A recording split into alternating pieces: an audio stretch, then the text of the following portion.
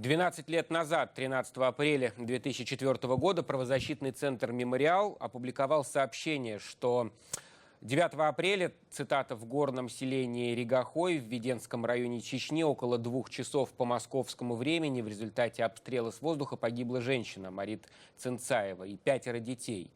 Самому старшему из них было 7 лет. Когда началась бомбежка, женщина собрала детей вокруг себя, но бомба попала в ее дом. В сообщении указывалось, что нанесен бомбовый удар, известен даже номер бомбы 350 F590. В результате прямого попадания в дом погибла почти вся семья мужчины, который там жил. Спустя несколько дней на место бомбардировки прилетел сотрудник главной военной прокуратуры и заявил, что оснований для возбуждения уголовного дела нет.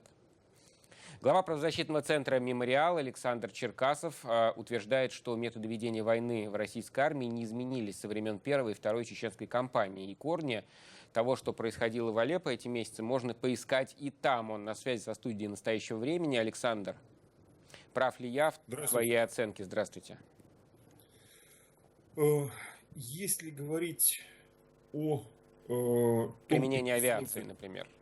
Если говорить о том эпизоде, который вы подняли, убийство семьи Дамаева в селе Ригахой, то это скорее пример безнаказанности, которую удалось победить только в Страсбурге.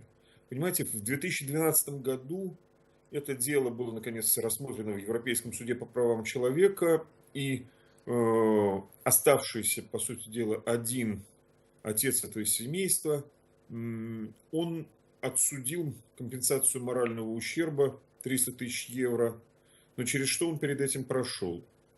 Оказывается, никакого самолета не было, никакой бомбежки не было воронок поблизости, не было убитых животных. Это был взрыв бытового газа. Или он сам хранил взрывное устройство, которое разрушило его дом вместе с его семьей. Так утверждали военные или правоохранительные органы России? Так утверждали разные силовики, приезжавшие туда на место. Это очень труднодоступный кусок чеченских гор. Туда и на джипе добраться практически невозможно. Туда добралась Наташа Истемирова, которая привезла первые свидетельства. Но Наталья Истемирова – это сотрудник «Мемориала», погибшая в Чечне в 2009 Она погибла в Чечне в 2009 году. Если мы говорим о городах, о том, что происходит в городах, мы тоже можем вспомнить свидетельство Наташи Истемировой. Потому что 21 октября 1999 года она была в центре Грозного, когда на центр Грозного обрушились тактические ракеты .У. Наташа была в месте, куда упала одна из этих ракет. Она забежала в развалины почты, телеграфа, и только сохранившиеся потолочные перекрытия спасли ее от смертельной шрапнели. В тот день в городе погибли около 140 человек, около 400 были ранены. Ракеты попали в рынок, по мечети, роддому и телеграфу. И тоже все отрицалось. Вот такое неизбирательное ведение огня по населенным пунктам, это было основным содержанием первых месяцев Второй Чеченской войны, основным содержанием периода активных боевых действий в Первую Чеченскую. И все это осталось безнаказанным. Хорошо, но военных учат так пользоваться оружием. А откуда берется именно этот способ ведения войны? Ведь военная наука, она развивается вслед за появлением нового вооружения. И мы видим, что в разные страны по-разному воевали 20 лет назад и сейчас. Соединенным Штатам тоже было много вопросов в Ираке. Вот тогда, когда были обе кампании иракские. Сейчас мы видим наступление на Мосул, там это выглядит несколько иначе. Понимаете, уже тогда войны, начиная с Косовского конфликта, они велись Западом из расчета применения высокоточного оружия. А те же самые ракеты «Точка», они только так называются. Там же на полградуса ошибся при вывешивании ракеты на старте, на полкилометра она ошиблась в попадании. Они только тогда приходили в цель, когда на цели были радиомаяки, или это был радиолокатор, на который наводилась такая ракета.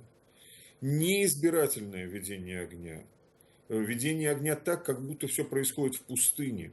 Вот визитная карточка российской армии периода Первой и Второй чеченских войн. И дело в том, что некоторые эпизоды такого рода, не бомбардировка, не обстрел рынка, о котором мы только что с вами говорили, они стали предметом рассмотрения в Страсбурге, в Европейском суде по правам человека. Это два эпизода.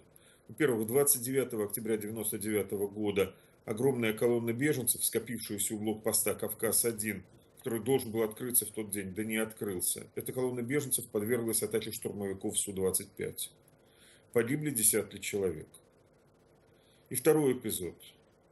4-5 февраля 2000 года. Село Катар-Юрт, в котором кроме местных жителей были еще тысячи беженцев. Беженцев, которые спрятались там, потому что это село было объявлено зоной безопасности. В это село военные сознательно впустили боевиков и замкнули окружение вокруг этого села. Я говорю сознательно, потому что военные сами так объясняли свои действия. А потом начали уничтожать боевиков вместе с селом.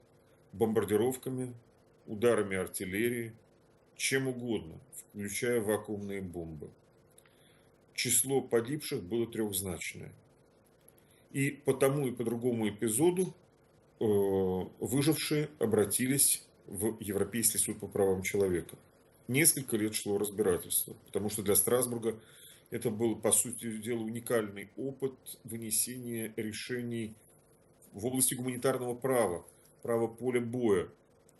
И решение Страсбурга по обоим эпизодам, кроме персоналей, которые там были названы, а и там был назван, например, генерал Шаманов, который был старшим начальником в зоне этих событий, и который командовал операцией «Охота на волков» в районе Катар-Юрта. Были еще, наверное, какие-то общие положения, которые суд порекомендовал сделать Российской Федерации или предписал. Кроме необходимости осудить виновных в этих действиях, были еще рекомендации общего порядка. Страсбург рекомендовал изменить уставы, наставления, учебные программы в военных учебных заведениях, с тем, чтобы в будущем предотвратить неизбирательное нанесение ударов и атаки. Внимание, Страсбург порекомендовал, правильно я понимаю, Александр, я хочу уточнить, что Страсбург порекомендовал и России по-другому учить российских офицеров. Страсбург, Европейский суд по правам человека, прямо указал на необходимость изменить уставы, изменить наставления, изменить учебные программы в военных учебных заведениях, с тем, чтобы не допустить повторения неизбирательных ударов по населенным пунктам или атак гражданских объектов. Ничего этого сделано не было. А Страсбург что, изучил те уставы и наставления, которые существовали в российской армии в момент совершения этих событий, наступления этих событий? Европейский суд по правам человека по любому делу вступает в длительную переписку не только с заявителями, но и с государством-ответчиком. Он требует и материалы уголовных дел, которые в случае Катар-Юрта и колонны беженцев у села Шами-Юрт были предоставлены. Ну, там были вымараны какие-то имена, например, фамилия генерала Шаманова осталась. И многие другие документы. Государство, в данном случае Россия, аргументирует, что наши силовики действовали правильно и в доказательство предоставляют какие-то другие документы. Мы можем предположить... Это последний вопрос. Идет каждый раз такое разбирательство, и здесь, если выносятся такие решения, значит, в Страсбурге располагали сведениями, располагали документами, располагали информацией. Ну, Сирия не находится, к сожалению, в зоне действия Страсбургского суда. Последний вопрос, если можно коротко. Мы можем предположить, что российские военные, которые участвуют в операции в Сирии, действуют по тем же уставам, наставлениям и обучены так же, как те военные, которые в то время служили в Чечне и совершили то, о чем вы сейчас говорите? Поскольку неоднократно говорилось о том, что в Алеппо применяется российская авиация, поскольку, очевидно, на местности были корректировщики которые наводили авиацию на цели.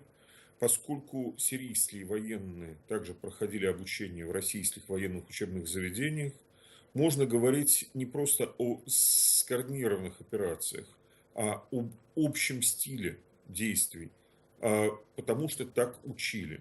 Ну, как, например, на востоке Украины и та, и другая сторона неизбирательно применяла систему ГРАД, потому что в Афганистане когда-то и те, и другие состояли в одной армии и лупили градом по населенным пунктам. Так вот здесь безнаказанность, отсутствие требований к России, выполнить эти требования мер общего порядка, по-другому готовить своих военных, изменить уставы. Вот эта безнаказанность привела к тому, что теперь мы наблюдали в Сирии и продолжаем наблюдать, по сути дела, повторение зимы 94-95 года или зимы 99-2000 года. В Чечне. Когда Спасибо. Спасибо большое. Александр Черкасов, глава правозащитного центра «Мемориал».